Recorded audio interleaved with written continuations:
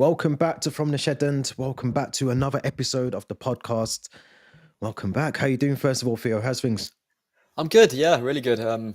Enjoyed a weekend in sunny Tuscany to see my Yes. brother get married, which was special. And I still feel like to this day timed it perfectly. So that wedding fell the same time as an international break. So he didn't have to get married whilst also focusing on trying to watch Chelsea at the same time. So I think it was very strategic how he did it. And busy week at work this week since I've been back. And so far the skies are blue in London on Friday, but I know this weather has just been like sun, rain, then rainbow, then rain.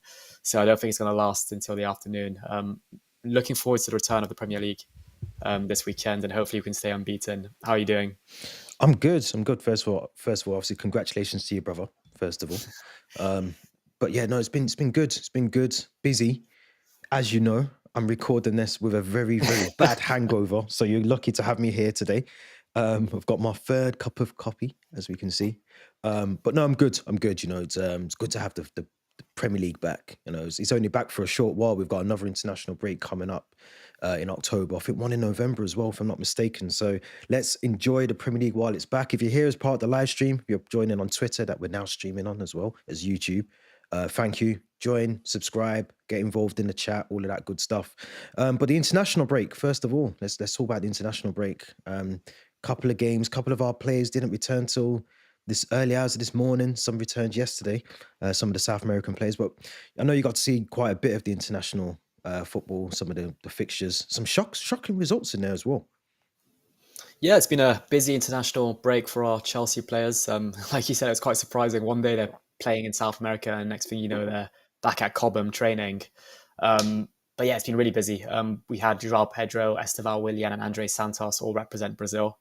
And they both played, all three of them played in the games against Chile and Bolivia. So Joao Pedro started versus Chile, where he played 66 minutes, and then he was on the bench against Bolivia and did not feature. And in fact, I think they beat Chile 3-0 and lost to Bolivia. And in that same 3-0 win over Chile, Esteval Willian scored his first senior goal for the Brazilian national team, and he didn't play against Bolivia. Andre Santos came off the bench against Chile, and he started versus Bolivia, where he played 73 minutes. So hopefully all three of those players are ready to kind of maybe play a part against Brentford tomorrow evening. I think you mentioned it in your live stream you did the other day. It was quite odd seeing Joao Pedro being sick on the pitch. I think he had a bit of maybe he took a hit to the stomach, or it was maybe something to do with the altitude or something he ate, or sometimes these energy gels players take to give them a bit more energy. They don't go down properly all the time. Moises Caicedo, as ever, picked for Ecuador. He didn't play against Paraguay, but he did start against Argentina. And I think they beat Argentina, in fact. I think 1-0, if I'm not mistaken. Yeah, they did. The sad news is Dario Essugo. We're going to speak about that in a bit. He was picked for the under-21s with Portugal in their games against Azerbaijan and Scotland. However, he had to withdraw due to a thigh injury, which he picked up during the camp, and has then returned to Cobham and has had surgery since then. Other players, Reece James, quite surprised to see him start both games. It's not really what you would be seeing as a Chelsea fan, knowing his injury record, and I'm sure Maresca wasn't best pleased as well. But he seems to have come back with no injuries, which is good. Obviously, Thomas Tuchel was a big fan of Reece James. He started against Andorra, played 68 minutes and provided an assist for Declan Rice's header, and then played 69 minutes against Serbia in the 5-0 win in Belgrade. Pedro Neto played in both matches and got an assist against Armenia, and also played and started against Hungary. I think Portugal won both those matches. Malo Gusto, not always picked for France, but it seems like he's slowly transitioning now from the under-21s to the senior squad. And he featured in both matches against Ukraine and Iceland. And then last but not least, Marc Cucurella started both matches versus Bulgaria and against Turkey.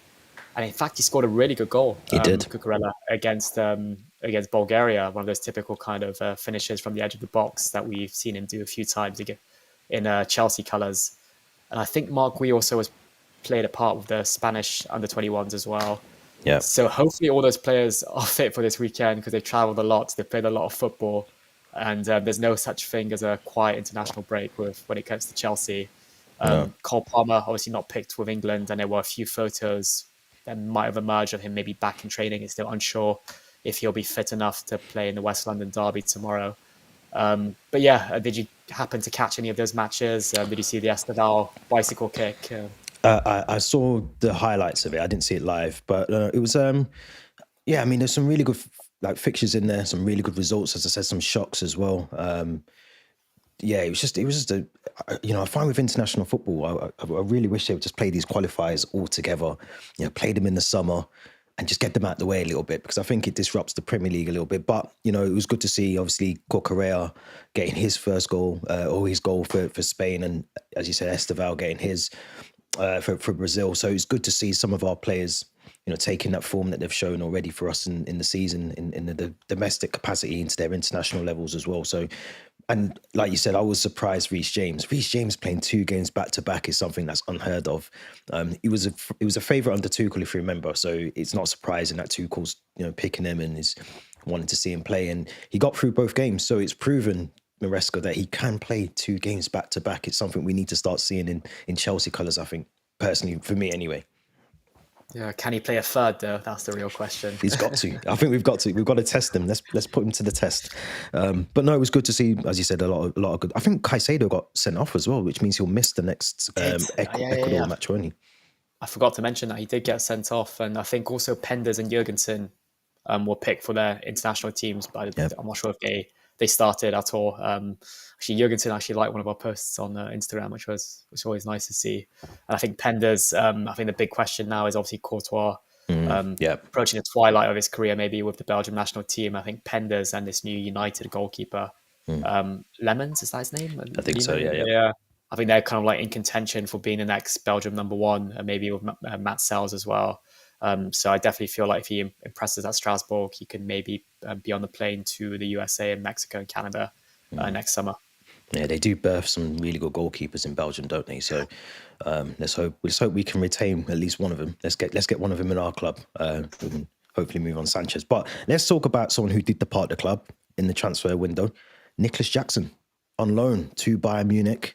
Obviously, this has probably been one of the most talked about transfers of the window, simply and purely for the fact that there was elements that it wasn't going to happen, then it did happen. It was on, it was off. As we stand and we know at the moment, Nicolas Jackson currently is on loan with an initial loan fee of 16.5 million euros.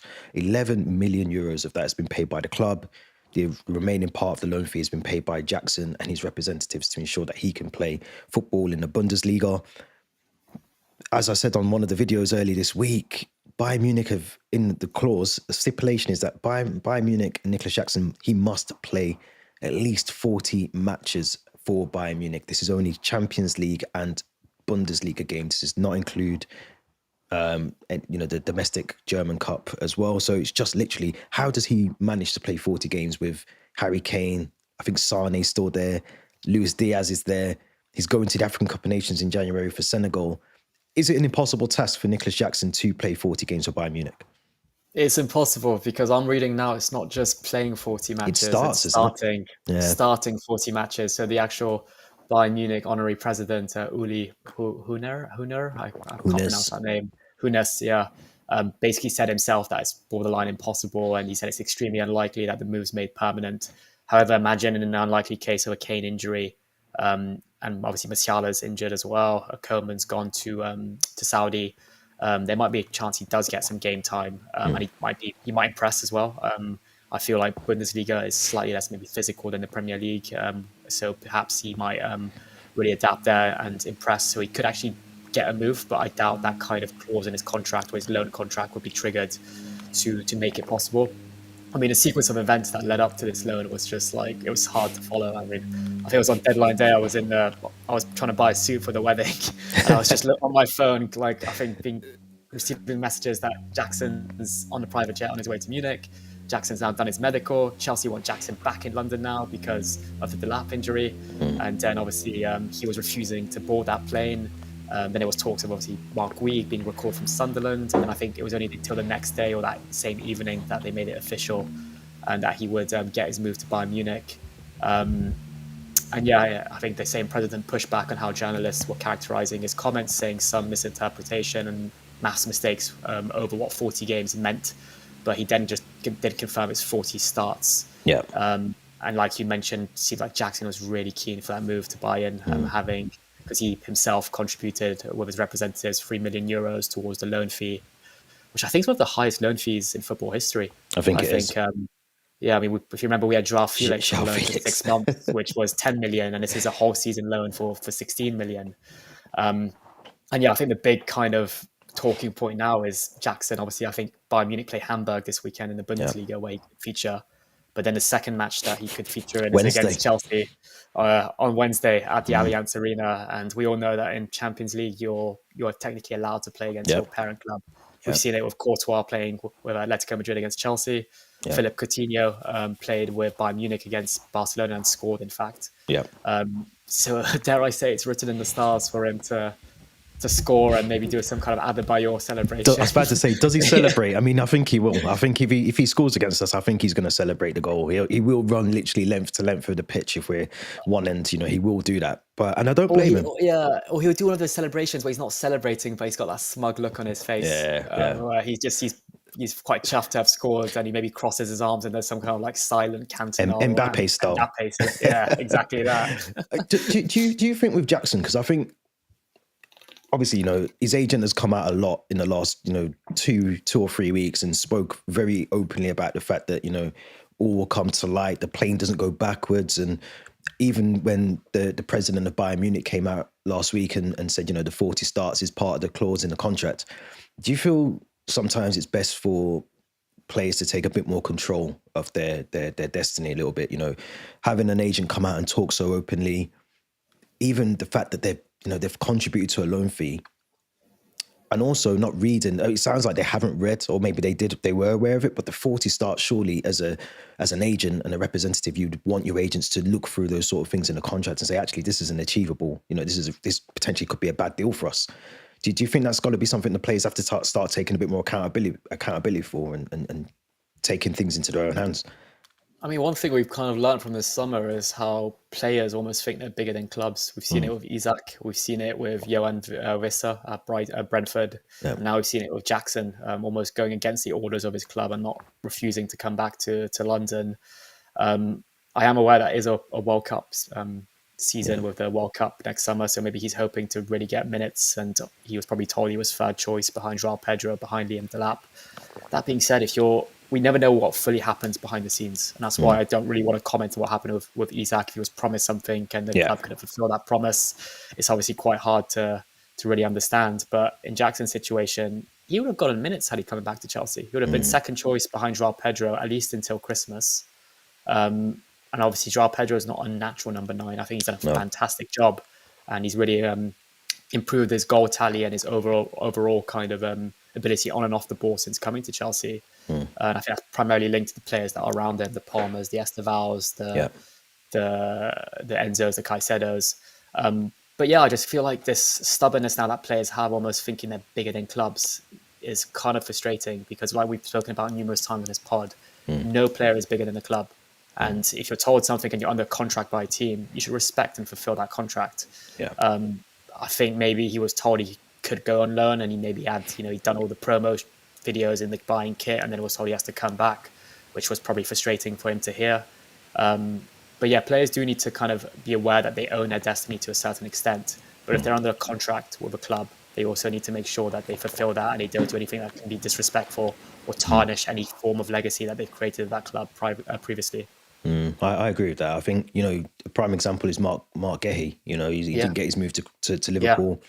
It looked like I think he actually did a medical at Liverpool. It was all done. Yeah. He had a leaving video, which I don't know if it was a legitimate one, but there was a parting of ways with Crystal Palace leaving video, a thank you video that was recorded. I think if it's legit, he didn't get his move and he's gone back. Played for England in the international break. He'll come back and play for Palace. And he's done it the right way. One person that probably does actually deserve a move, whether that's to us or to Liverpool or, Real Madrid, wherever he ends up now. But it just goes to show, if you do things the right way, I'm sure he'll get his move. And I think Jackson, I feel like sometimes, and I think we've said it on here before, Jackson's ego is potentially a bit bigger than his potential on the pitch. He doesn't necessarily, he scored many goals. I think he's in double digits for both seasons he had with us.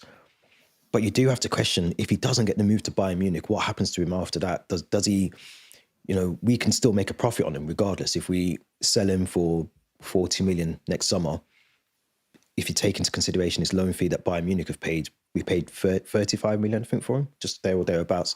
We've made a profit already. So does he still have a future at Chelsea?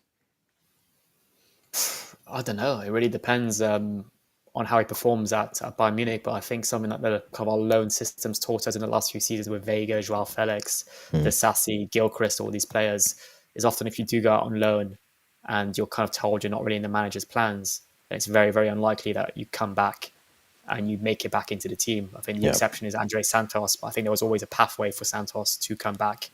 So yeah, I genuinely feel like his Chelsea career is probably over now. I have to agree. One player that I think may have a future, and I'm excited to see what he can do for us, in the next couple of weeks or so, is Marc Guiu, who was sent out on loan, Sunderland. It's been recalled, as you said, as part of the Liam Delap injury, the hamstring injury. He scored a goal, I think, for Sunderland, didn't he, in the Cup? I think he looked very, very good in that game. Do you see Marc Guiu having some sort of impacts in the next couple of fixtures for us? And do you see him getting minutes ahead of maybe, I'm thinking Lincoln City coming up?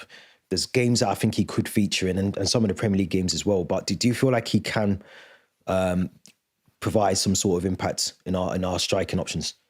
Absolutely. I mean, if you remember back to last season, Conference League, he got plenty of minutes and was, I think, might have been the top goal scorer. Yeah, he got six. Did he get 6 goals? Yeah, got 6. Yeah, got I think a hat trick against the Irish team, Shamrock Rovers. Yeah. And I think he got a few against Noah as well. I like Marc Guiu. Even he got Champions League game time as well with Barcelona. I think he made his debut in the Champions League against Barcelona. Don't quote me on this, but it might have been against Royal Antwerp, I think, and scored a few minutes after coming off the bench. Yep. And he showed out at Sunderland. He was quite liked by the fans in the 3 games that he played there. Yeah. He scored in the game against Huddersfield, the same game where Leo Casteldine also scored a really good goal. So the Chelsea loanees really excelled in that game.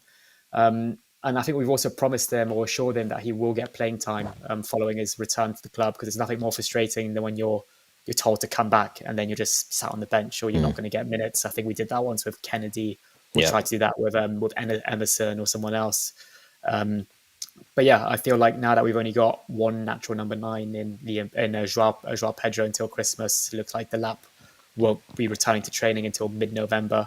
I think we'll definitely be looking to kind of balance out the minutes between Joao Pedro and Marc Guiu. You look at our next 4 fixtures, 4 away games against, we've got Brentford, then Bayern Munich, then we've got United, and then we've got, I think, Lincoln City. Lincoln's after. Yeah, I think that Lincoln game will be probably the one where we expect him to start. And it's a lot of football, and the last thing you want to be doing is piling on these minutes to Joao Pedro in these type of games and then forcing him to get injured. So yeah, I expect him to get minutes, and I expect him also to maybe finally be able to show Chelsea fans consistently what he can do. Because there was that other period last season where we had Jackson injured, we had Palmer injured, we were forced to play Pedro Neto number 9. And unfortunately, that same kind of period fell when Marc Guiu also got injured. Yeah, I think it was an injury against Southampton. So this is the perfect time for him now to come back to the club, show what he can do. And I think he's also going to be on a mission as well. He was he was promised a loan. We've called him back now, and he's going to be on a mission now to be like, I'm good enough to play, top level Premier League football. I hope so. I really want to see what he can do. I think he's got a promising future. We still have to remember I think he's only still 18 or 19 now. I think he's 19 now, isn't he? But he's still young. He's very, very young. And I think, I said it yesterday, one of the things I think we need to do with Marc Guiu is not put him on this sort of pedestal or the expectations, unachievable. I think we just need to embed him into the team, let him sort of come in, play the odd couple of minutes here and there, get him some games, and then because he's got a good potential. He's very strong physically in the box as well. He's very good on the ball. He's got all the traits that a normal and a natural number 9 should have, and we got to see that in the Conference League last season. He's someone I think will definitely improve our attacking line going forwards. And I am looking forward to seeing what he can do. I really am. There's a question which we'll probably get on when we do our predicted lineups, but as I said, South American players came back very late. They've only had 1 training session. They haven't really had time to adjust back to acclimatization. do you potentially start Marc Guiu on Saturday? I've seen a lot of like tweets kind of mentioning that he could potentially feature or start even. I think it might just be a bit too soon for him, but he might be a bit more fresher than João Pedro. We saw those images, like I mentioned, of João Pedro being throwing up on the pitch. He would have had a long flight back from Brazil or Bolivia, wherever he played, Yeah. to return to Europe. But I think João Pedro to start, but maybe if we're winning quite comfortably, come maybe the 60th minute or 55th minute, maybe make that switch and bring Marc Guiu on. I think Marc Guiu also played international football with the Spanish under-21s, but you feel like he wouldn't have travelled as far. Yeah. I don't think he'll start, but I expect him maybe to come off the bench, perhaps, depending on how the result and the game plans out. It'd be interesting. I'll give my thoughts when we get to the preview of the match. But you'd be surprised probably at my lineup, to be fair. He's maybe still used to playing in red and white when he sees the Brentford kits. Let's hope he doesn't try and score an own goal against us. That could happen. Could happen. You never know. Facundo Buonanotte, who joined deadline day, I think, didn't he? For a season's long loan with a 2 million fee. I think this is as well. We hijacked this move from Leeds United. There's no obligation, there's no mandatory fee, there's no options attached to this loan fee. It left a lot of Chelsea fans scratching their heads as to why we've acquired him and why do we need him? Where does he fit into our squad? What side of the sort of fence are you sitting on with this loan deal? And does it make any sense? I'm still a bit puzzled by it, really puzzled. I think maybe we'll get the answers as the season plans out, but as things stand, mid-September time, I think, like you just said, I'm scratching my head to see why we made this loan move with no obligation to buy. I think we seem to have this kind of connection with Brighton where we just sign all their players. Enciso was another one who seems to have, I think, who's gone now to Strasbourg, and is there like a pathway for him to come to Chelsea? But yeah, Facundo Buonanotte, which basically translates to good night in Italian, actually, Buonanotte. And a good night to his Champions League dreams, because he was not included in the Champions League squad. Poor guy. It was not Chelsea's decision not to include him. It was he was not included in Chelsea's 23-man list A for the Champions League group stage, meaning he can't play in those matches. The reason is because UEFA rules limit the squad, especially for non-homegrown players, and Chelsea already filled those spaces with other signings or injured players. I think Levi Colwill, he's in there. were amongst that. And Buonanotte, unfortunately, doesn't qualify for List B. Well, I think we had Ashampong, Tyreek George, and Lavia, I think. And List B is primarily reserved for youth or reserve players under necessary criteria. So it feels like maybe we signed him expecting him to be in that Champions League squad, then we realised, oh shoot, actually we made a mistake, he can't be in it. We've already maxed out all the spots. But yeah, I just remember a game, actually. I think I put a tweet up about this, December 2023 at home against Brighton. Yes. We beat them 3-2. I think Enzo Fernandez and Gallagher and Colwill might have scored. But the goal scorers for Brighton, João Pedro and Facundo Buonanotte. Good goal, actually, from Buonanotte. Really good goal. So maybe that game probably like triggered something in the sporting director's heads, be like, these two players, we need to sign them, whether it's not this summer, it's the next one. And then fast forward a couple of transfer windows later, and they're both Chelsea players.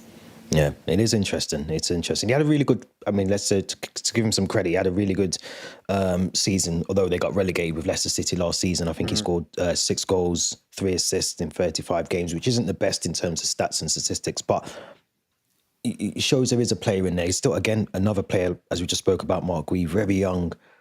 I think he's 20, but he's got potential. I just don't see how and where he gets minutes at Chelsea. We've got a lot of players in similar positions that will probably be ahead of him in terms of the pecking order. I don't see how this makes any sense, and I don't know. Obviously the injury to Delap has meant that Marc Guiu would have to go into the A list for the Champions League, which potentially, I think when we initially thought we were going to get this loan deal done, it was probably with the idea that, you're coming to Chelsea to play Champions League football. Obviously things changed over that weekend when we played Fulham. But even so, you still went ahead with the loan deal. I'm sure after that injury to Liam Delap, that Marc Guiu's been recalled. You have the opportunity surely to say, actually, we're going to have to pull the plug on this deal. And we've still gone ahead with it. I don't see how and where he gets minutes at Chelsea. And it is a head scratcher. It really is. I just can't see what do we gain from having him at our club. And historically, like, has there been one lone player that we've brought in that's really excelled at Chelsea? Maybe bar Kovacic. That's, I think, the Yeah, only one I can think of, and we made it permanent. But even yeah. Kovacic in his first season was not kind of doing things that Wasn't we were prolific. making us go, wow, yeah. Whereas you look at other loan signings, Zakaria, Joao Felix, I'm trying to think of all of um, them now. Yeah, they're just Falcao, Pato, none of them have really kind of made us say like we need to sign this guy on a permanent deal. So yeah, hopefully Buonanotte can prove us wrong, maybe mm, get some minutes and make us actually think like, yeah, this youngster, because he is also very, very young. I think he's yeah, only 20, 20, I 20. think. And as well, probably for him, he probably wants to be in the Argentina World Cup squad. And I don't see where he gets the minutes at Chelsea to really warrant a place in the squad. But hopefully we're proven wrong. You never Mm. know. It's a busy season, Champions League football. Guys like Esteval, Palmer will pick up injuries, and maybe it might. I mean, Buonanotte can get some minutes as well. I always think though as well, it takes away an opportunity for potentially someone in our youth system, our youth Yeah, setup it's already. And true. I just think, and I don't want to throw any names out there now, but there are. I mean, I watched our development squad last week or the week before last, and there's some players in there that could potentially, it's almost blocking their pathway to get into the senior squad. And I just think we're known historically for having a good youth setup. We still have a very good youth setup. There's a 17-year-old that I don't even know much about, but apparently he's about to sign a professional contract with us. He's part of our development, our youth squad at the moment. But we've got so many youngsters in our youth team that could easily get into that team, easily get minutes. And I just think when we're Yeah. bringing in Enciso, as you said, who probably will be here next season, Giovanni Quenda, another one, which I'm not against. I'm not saying that these players aren't good, but he does block the pathway for some of our youngsters. Rio Enganoma, now we're seeing at Liverpool. Imagine having him as an option in the senior squad. It just think this is why players now at youth level are probably looking at the Liverpools, or they're looking at Arsenal, they're looking at Newcastle, they're looking at whoever. I can go and get minutes there, and I'm in the senior squad, and I'm scoring goals. So Yeah. that's my only worry. Was it Reggie Walsh who played? I think Yeah, he came on, made his debut in the Conference League last year. Came off the bench against AC Milan. yeah, He didn't look out of place. He just no, looked like he was just playing his football. He was in the playground. He was happy, yeah, and it just goes to show you that if we can give minutes to these type of youngsters, more often than not, they show that they've got that level to play in those type of games. So yeah, it does almost prevent or block a certain path for these youngsters to maybe break into the Chelsea first team. And also it kind of tells you like, as a Chelsea youngster, is there much point staying at Chelsea? You look at M Hooker, I yeah, think, and all of these other youngsters we have. yeah. They're really thinking to themselves, I'm never going to make it at Chelsea at this stage. I'm just going to buy the next big thing rather than actually focus on developing their current academy stars. Yeah. But yeah, it is sad, but unfortunately that seems to be how the sporting directors want to act. And we know how it's been with this kind of pure profit kind Yeah. of idea of Well, selling the youngsters on at a Lewis profit. They Hall, try to do it with Kyrie George, Lewis Hall, Livramento, Gilchrist. Gilchrist as well. So yeah, it's the sad reality of things, unfortunately. We'll have to see. I mean, let's hope he proves us wrong. Where Buonanotte could come in Yeah, and actually do something. He's, as you said, there could be injuries. There could be times where we need to rest players, and we're quite lucky now. We've had a really good season in the Conference League last season, and been able to manage that. But I think the Champions League and managing players' minutes and injuries and fatigue and all the rest of it is, it's going to be a different ball game playing the likes of Bayern Munich and Atalanta, Napoli. So we've got to be sensible how we utilize the squad. But one player that will not be kicking a football, which I'm really disappointed about, and I spoke about this yesterday, was Dario Essugo. You mentioned him earlier. Massive thigh injury, had to have surgery, which was successful after his injury that he picked up for the under-21s for Portugal. 12-week layoff. That's a minimum as well. It could be, as we know with injuries, it could be a lot longer than that. How impactful is this injury to Chelsea's midfield? it's a huge blow. Not so much for our midfield, because I know we've got decent cover. We've got Andre Santos this year. We've got Lavia, who we can't always rely on. But it's a huge blow from the perspective that he had such high hopes. He was Yeah, playing quite frequently in our Club World Cup. And we know that Sporting CP is almost like a talent factory when it comes to producing these type of players. He really did well in La Liga with Mallorca. I think even Sporting were quite sad to see him go because they had such high hopes for him. Yeah. And if I'm completely honest, I can actually see this being a type of injury that means he'll never play for Chelsea again. Because by the time he's starting to his rehabilitation, he's kind of maybe back on the grass running, doing some light exercises, we'd have probably been quite deep in our Champions League campaign. We would have probably trying to like secure top 4 or push for the title. And the last thing we'd be thinking is trying to like maybe give some player minutes who hasn't played for 12 weeks. So I can actually see him maybe going out on loan, not in January but next season. And then we know what happens when players go out on loan more often than not, is they're then sold a year later. Similarly to what we did with Leslie Ugochukwu, who actually started off really well at Chelsea and then got that injury, was loaned to Southampton and now sold to Burnley. So it's sad. It's really sad. I just hope that maybe he can prove me wrong. Maybe come back to Chelsea a bit like Hudson-Odoi did, Loftus-Cheek did from these type of injuries. But even then, they were never at that same level that they were before. He's still very young, so he's definitely got some time in his career to progress and fight off this injury and recover. But I just don't think we'll see Essugo in a Chelsea shirt again this season. Yeah, I don't. Well, it could be forever. Like you said, if he goes into that loan system, it's very hard at Chelsea to go into a loan system and come back. I think we said maybe Chalobah, Gallagher were probably the only two when they went out on loan. They came back, they were able to do something in the senior squad. I can't see that for Essugo, and it's unfortunate because I said yesterday, him in the Club World Cup, he looked very calm, collected on the ball, comfortable. He didn't look out of place in the midfield. And to lose someone like him for 12 weeks, as you said, it's a minimum of 12 weeks, and you've got to get back into, building up match fitness. That could take another 12 weeks to get back to the full fitness. And like you said, does Enzo Maresca then want to sort of start bringing him into a midfield which is already comfortable? There's a bit of cohesion between the two in the midfield. You got Lavia, as you said, Santos, Enzo, Caicedo.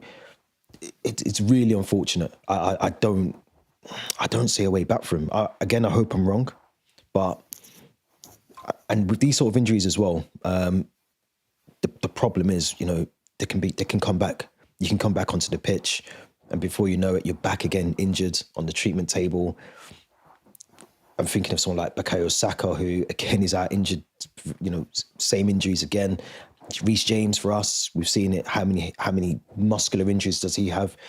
So yeah, it's unfortunate. It really is. Yeah, but like we said, hopefully he can prove us wrong and somehow make it back to end of the season, maybe, or have a successful pre-season next summer and be back in the manager's plans to maybe feature for Chelsea. But unfortunately, I think by then we would have maybe moved on.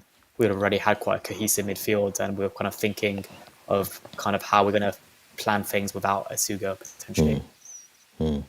We could be wrong. Let's hope we're wrong, because he looks like a good player. And you got to think as well, I think we only bought him for like 18 million or 18.5 million. So it's not like we broke the bank for him, but at the same time as well, you want to see all the players that we've got in our team. Yeah, it was one of those ones. I think we got the here we go like almost 6 months ago. So it was clearly someone that Chelsea had been scouting for a long time and have had their eye on probably since his Erling Sporting CP days. Yeah, definitely. Let's I've just got a bit. I think we've got a bit of breaking news here. Emmanuel Amiga. So here we go. He's the Strasbourg striker, isn't he? Yeah. We've got here we go. He's joining Chelsea on a 7-year contract. And here we go. We'll talk about that shortly. Let's talk about that shortly. But let's get back to the charges. 74 charges. I had a rant yesterday. I don't know if anyone got to see my rant. I had a rant because I wasn't happy, but 74 charges. Let's try and paint the scene, because I know not everyone listens to my rants, or they may not have actually picked up a newspaper, but 74 charges are historical charges from when the previous ownership were in charge at Chelsea. This is going back to inconsistencies with player agent fees and other things related to the transfers of the likes of Eden Hazard, Willian, I think Fernando Torres, Mohamed Salah potentially as well. So we're going back many, many years. This was initially found because when the ownership of Clear Lake Blueco were taken over, they found these inconsistencies and reported them immediately to the FA to say that this doesn't look right. The FA said, no problem. We'll investigate it. And 2 years down the road, well, nearly 3, they've come back and said, actually, you're right. We're going to charge you for it. Try and make sense of it for me, because I'm still, every time I talk about it, I start getting hot and angry. So I don't get it. It's frustrating. It almost feels like as soon as we're on like a good wave or we're doing well, the FA or the UEFA, whoever it is, wants to like throw a spanner and just make things shit again for us. But like you correctly pointed out, 74 separate breaches of regulations related to agents, intermediaries, and third-party investments in players. I think Samuel Eto'o is another name who's been connected to around those payments. These alleged breaches date from 2009 to 2022, but apparently are mostly clustered around 2010-11 to 2015-16, which are seasons that we had under the Abramovich era, so long before the kind of Bowley Clear Lake takeover. And like you correctly pointed out, Chelsea self-reported many of these during their due diligence process when the current ownership took over in 2022. So they'd done their homework before taking over. They pointed out like something looks a bit dodgy here. Yeah. This is not doing. However, we're flagging it now before we do this takeover and we buy the club. And now the club has until the 19th of September, which is only like a week away, less than a week, to respond. And potential sanctions could include fines, but also possibly transfer bans, which we're familiar with, or even point deductions, depending on severity. And we know that I think point deductions is something that they're a bit more harsh on now. I think Nottingham Forest, Everton have had those recently. I also read that we've hired a really big accountancy firm to kind of look after this for us from a legal perspective. Yeah. And it seems like to have been under control slightly, but we may have to pay a fine. Yeah. But yeah, it's just frustrating because it's like if you're told one thing, like don't worry, we're pointing this out, we'll look after it. Thanks for flagging it, type of thing. And now we're told actually no, you've breached all kind of regulations and legal laws that are put in place. Then it just doesn't really add up, does it? I mean, I know that this whole kind of like compliancy and legal aspect of football can be really, really complicated. It can be like a whole podcast episode in itself. But yeah, it's. I feel like between this and the Buonanotte loan, I'm going to lose my hair just scratching it all day. I've already lost mine. That's why I've got no hair. It's the stress of Chelsea. But yeah, it's a frustrating one. I can understand that. I listened to parts of your rant yesterday. I can completely echo your words. It's crazy, and things that I missed out in that video yesterday was that apparently when Blue Coat Clear Lake understood that there were inconsistencies, they actually put £100 million, or they said they want to put £100 million aside of the sale. So I don't know how this has worked, but they've retained some of the sale money. I think Abramovich agreed to it, and they put this £100 million pot of money aside to deal with these charges that the FA. I think, if I'm being honest, I think there will be a sort of settlement. I don't think it'll be a fine. I think there'll be a mutual settlement between club. We've admitted guilt already as a club, not as the new ownership, but we've admitted guilt that there's things that have been done probably backhanded and offshore accounts. That's been, when you admit the guilt, that's almost the first bit of, we can give you a bit of a slap on the wrist. If we'd hid them and, the new ownership had said, actually, we found these things, but we're not going to tell the FA, then of course, I think point deductions, maybe a transfer ban. I don't think it goes down that road. I think we'll literally get a settlement of, I think very similar to the UEFA one. We paid 8 million to UEFA not long ago for the exact same thing. I think it'll be the same. I think it might be a bit more in terms of the fee. Might be talking 20 million, maybe even more than that. But I don't see how we can be in the wrong here. I don't. Yeah. And let's not forget. I said it yesterday. I'm going to say it again. The government still have the money of the sale of the football club nearly 3 years later. How is that even possible? I generally think this is just a delay tactic to actually not pay that money over. I do. I'm going to say it again. I think, not to get all political, but I think there is more things going on around this. Why is it taking 2 years for these? These charges were brought in 2 years ago. Why is it taking all this time to deal with 74 charges? It just doesn't make any sense. We brought them to you. We told you about them. Honestly, I love anyone who's like really clued up with like compliancy, like legal, especially linked to like sports or football. Drop us a tweet. Like send us a DM. I'd love to record an episode with you to just kind of like discuss this in more detail, because every time I try to understand it, there's something that happens that just makes me think, oh no, I didn't fully understand it. Or, but yeah, it's fascinating, but at the same time infuriating. Yeah, and let's before I get off my soapbox, but the FA also messed up, and I think someone in the FA needs to be held accountable because they didn't check the historical financial data when they were doing their sort of compliance checks and, the ODT, which is the owner and directors test. All of that should have been done at that point. And someone should, and I get it, you can hide, financial records, but if Todd Boehly and co, who don't even own the club at this point, can find these things out, the FA can do it as well. I'm not going to have because they hid it in offshores. Well, a bunch of accountancy firms somewhere that is linked to Todd Boehly found them before they bought the club, so it can be done. So someone in the FA approved this sale of this club, probably was fully aware that this was happening, and said, "Actually, don't worry about it. We'll deal with it later." Well, that's not right. Then that's negligence from the FA. I'm going to move on. before I get myself in trouble and start talking.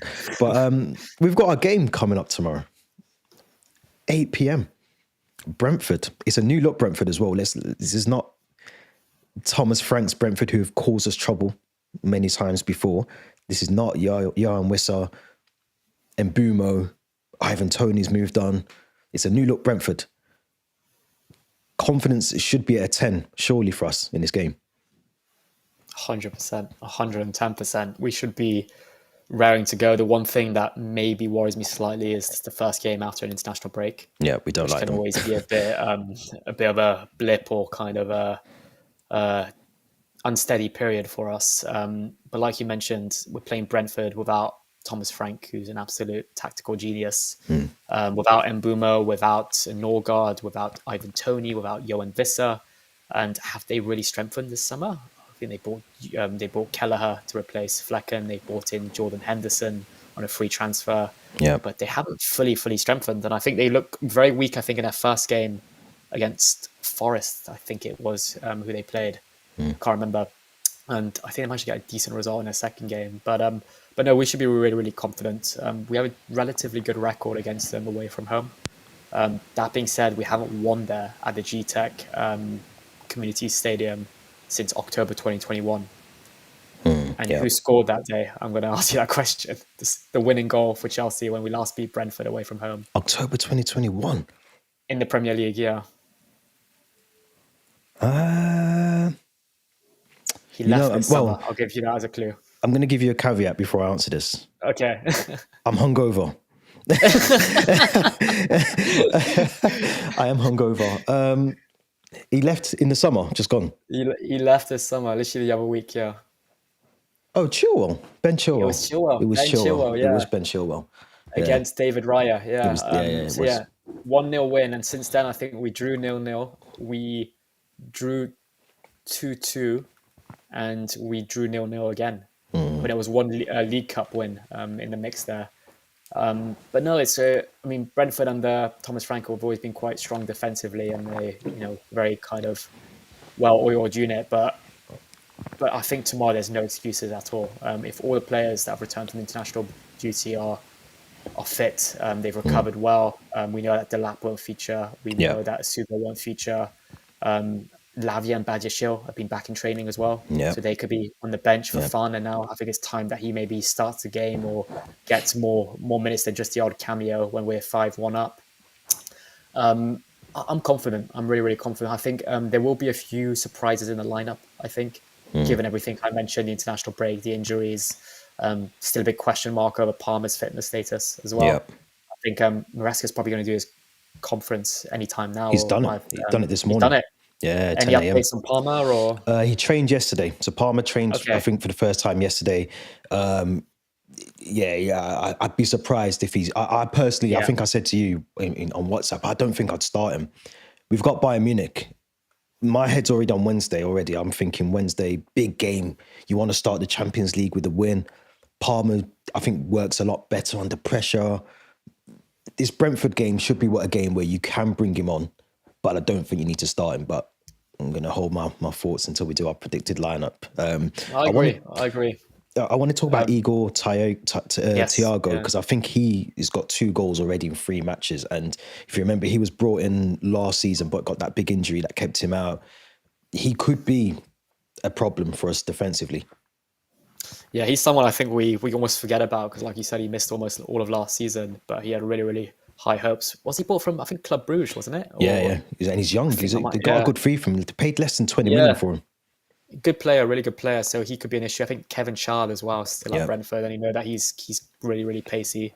They still got Damsgaard and a few others that are decent players, but I still think all in all there shouldn't be any excuses for tomorrow. And I kind of agree with what you said about Palmer.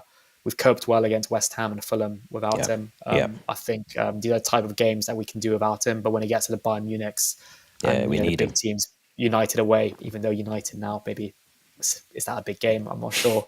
Let's not say too much, just in case they beat us. No, But just I don't know. I don't it's know. at Old Trafford as well. It's at Old Trafford. You know, our Yeah, record's not the which best there. to be fair, any game United away, we always struggle. So Yeah. I'll say that's a tough game. We need him in those type of games. So I think we can maybe rest him or have him on the bench. But I wouldn't start him. I agree. Yeah, yeah. And I mean, look, we're second currently in the league. Obviously, it's still early days. We're 7 points in. Liverpool are on 9. There's obviously big games coming up for everyone this weekend, but I think it would show a massive sign of intent of what we're trying to do this season. These are the sort of games that always worry me a little bit more than the Uniteds or Liverpools or Arsenals. These are the games where I feel if you don't pick these points up here, it's night and day. You have to win these sort of games. You have to win them. You can't win a Premier League and not beat Brentford. So for me, you have to win them. It's a winnable game. It's a winnable game tomorrow. I'm looking forward to 8 p.m. 8 p.m. I'll be looking forward to it. Should we try and do our predicted lineup? Let's try and see if this works. Big emphasis on the try because I feel like it's so hard to fully nail on a lineup in the last couple of seasons. All right, let me get it. Let's get us working on the predicted lineup. Sometimes it pre-populates and it's actually the lineup I'd go with, but I don't think that will be the case today. So let's try and. Yeah, we can't have Bill up there, can we? 1 sec. I need to bring you in. 1 second. Let's bring you in.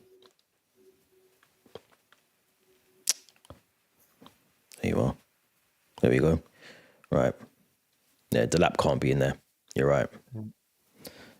Let's start with the goalkeeper. I take it we're going with Sanchez. Are we going with this formation? I think we're going 4-2-3-1 as we usually do. So let's go with Sanchez in goal. I personally think we've got to start Reece James. I think I know he's played back to back, but I think we've got to start him. This is where I disagree. I think this could be this could be just the last little thing that could maybe tip him over the edge and injure him. Tear the hamstring again. Yeah. I want to start him, but I also want to just remember that this is Reece James. Countless times in this podcast, we've said he's made of glass. Yeah. Maresca does a really good job at managing his minutes, and I think Maresca will be pissed off with Tuchel that he started him twice. Yeah, 100%. Especially against Andorra. So yeah, I would actually start Gusto, but I want to start Reece James. So I'll keep Gusto in there for now. Okay. Or should we change? No, we'll keep him in. Or do you start a Champong? We always forget about a Champong as well. I was just thinking that, but I was trying to think, when was his last game? Crystal Palace, but as a centre-back, wasn't it? Yeah. Let's go with Gusto. I think I don't think he would start at Champong. I think if it's not Reece James, I think it will be Malo Gusto in there as the right back.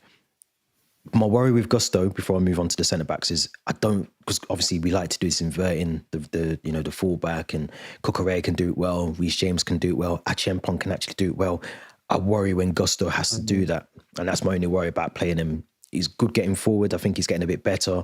He had a really good season, if you remember when we first signed him. Last season he was a bit up and down, but yeah, we've got to see the best of him if he does start tomorrow night. Centre backs.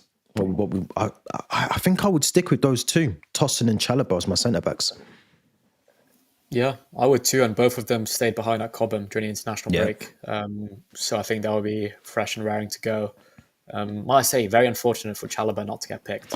I said that yesterday. I think he's one of the better English defenders that we've got. I still don't see how he doesn't get into that England squad. Yeah, I think based on we probably place him above a Conte or Dan Burn. Yeah, but it seems like Tuchel's slowly having his favourites already. But you'd have thought Chalobah would have been one of his favourites, given he'd worked with him before. But I don't think he gave him his Chelsea debut as well. did. He not sort of not play him in the end though? I was trying to work this out last night in my head. Well, whilst I was drinking in the pub, but I can't remember. Was it Tuchel that sort of fell out with him a little bit near the end? I can't remember. I feel like maybe that one summer when he signed Koulibaly and all those players, maybe he stopped might have playing been a bit like out of favour. True. But no, I would start Chalobah and Tosin. We've got Badiashile and Fofana now on the bench. Whether both of them feature on the bench or just one of the two centre backs. And then Cucurella, you spoke about who can do this kind of inverted fullback role the best, and that's Cucurella. And I was really bored yesterday, and I was watching this Amazon Prime show with the players' wives. Oh yeah, I've seen it. Cucurella's wife is on it, so yeah, I got to kind of get a bit more of a glimpse of what life's like behind the scenes in the Cucurella household as well. Yeah, no, I think, I think that back line for me is enough to sustain any real strong threat from anything that Brentford have got in their attack. So I think that's the strongest lineup we can have. I would love to see Reece James as a right back, because I think, as I said, I think he gives you a lot more. We got to see it for England, just the delivery of the balls into the box. He can, his passing range is mental. So I think it'd be good to see Reece James in there, but Bayern Munich in mind, I get it. The two in midfield, Enzo Fernandez, Moises Caicedo, the dynamic duo in the midfield. I think that's probably the best we can do, and we've got. Do you change any of that though? Do you think again with Bayern Munich in mind? Andre Santos is there. Does he come in? Do you rest maybe Moises Caicedo or Enzo? Both obviously played international football. I mean, we can't just. Caicedo's our most valuable player. If we want 3 points, I think we've got to start Caicedo. Annoyingly, it gets that stage where he's going to almost play every single minute of every single game, where we're fighting for 3 points, and it's maybe not the League Cup. Enzo didn't travel with Argentina. He stayed in London, so he'll start whether it's in midfield or whether it's as a 10. I'm not sure yet, because I wouldn't actually be against playing Enzo as the 10. Yeah, I don't think Palmer will play. And maybe having Andre Santos alongside Caicedo, in fact. It's a shout. But then that means like someone like Gittins, Garnacho, do they not play this game? I forgot about Garnacho. I literally just... Oh my gosh. I just remembered his name as well. We didn't mention his name once on this podcast, didn't we? There's probably a reason for it as well. But I forgot about Garnacho. Goes back to the Buonanotte conversation, to be honest. But again, Garnacho, I don't see how and where he fits in. But I agree with you in terms of the midfield. I think Cole Palmer can't start this game. I think Enzo is the more likely to play in that 10. The other option is you put Enzo back in the midfield, you put Estevao as the 10, and then maybe you use Neto on the right, Gittins on the left. So there's an option there. I do like Estevao on the right. I think it was against Fulham. I think he had a lot of joy down that right-hand side. He was... And West Ham, I think, as well, wasn't it? And West Ham. So I think I prefer him as the right-hand side of that attacking midfield. I think Santos, needs an opportunity, because I'm worried about him, because I generally think there was a bid, I think, from a Saudi Pro League club, I think after our window shut, or maybe in between that, but there was a club that was interested in him. I think he's too good to be sat on the bench. And I think we have to start using him, because we will lose him. If you don't use him, you lose him. It's as simple as that. And I think he has to be given minutes. Yeah, I agree. I think that would be my lineup. I'm just looking at this now. We finally built a lineup that has Santos, Estevao, and João Pedro, our 3 Brazilians starting. Yeah. I wouldn't be surprised if it is Enzo and Caicedo in midfield, Estevao as the 10, and one of Garnacho or Gittins starting on the wings with Neto and João Pedro as number 9. Yeah, it's an option. And I think, again, it's a good luxury of options to have. I don't think Garnacho will be in his lineup. I think if we want to win the game, I love Gittins, but I've said it a couple of times now, he does give me that Noni Madueke vibes, where he just doesn't know what to do. When he's beat a player or he's trying to take a player on, he just doesn't look like he's comfortable to get that ball into the box or that final pass into the box. Very Noni Madueke-esque. He just doesn't know what to do. He's very fast. He can trick a player. He can move with the ball at his feet very quickly, but you need someone like Neto can do that. Estevao, we know, can do that. He can provide an assist. And João Pedro up front. I think that's the perfect lineup.